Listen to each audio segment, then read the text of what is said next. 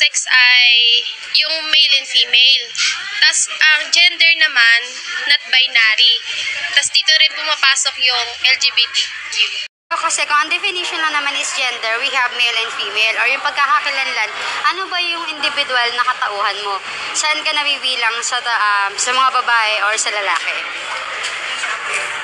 Sex ay yun ang kasarian ng lalaki or babae. Yun lang po. In English, male or female. Sa inyo po, ano po yung pinagkaiba ng sex at gender? Sex is yung biological, in terms of genitals, ganun sa female and male. And gender naman is roles in the society, kung paano ma-portray yung sarili mo, or kung paano ma-express yung sarili mo. Yun po yung gender para sa akin. Tama nga po yun. Maraming salamat po. Thank you.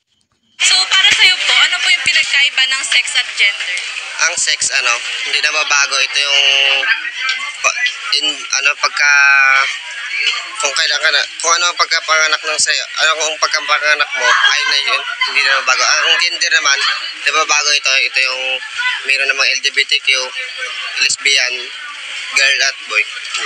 Thank you po.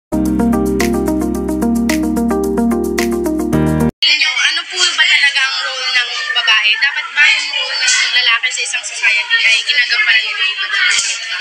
Kasi 'di ba sa panahon ngayon, kung ano yung ginagawa ng mga lalaki, nagagawa na rin ng mga babae. Kasi nga 'di ba ngayon, pantay-pantay na. So, nasa ano na lang 'yan, nasa isang babae na lang kung gusto niya rin ba gawin yung kayang gawin ng lalaki or yung ginagawa ng lalaki sa society. Yun. Thank you po. Para sa akin po, ang gender role ng babae ay naayon po sa kanyang kagustuhan, kahit na po ang gender role niya po ay yung iba pong mga sinasabi nila ay pang-babae lang dahil ang tingin po nila sa babae ay mahina. So para po sa akin, kung ano pang gustong gawin ng babae ay ganun po. Presyo pang lalaki or pang babae. Pwede po silang gawin kung ano pong gusto nila kahit na po sila ay babae.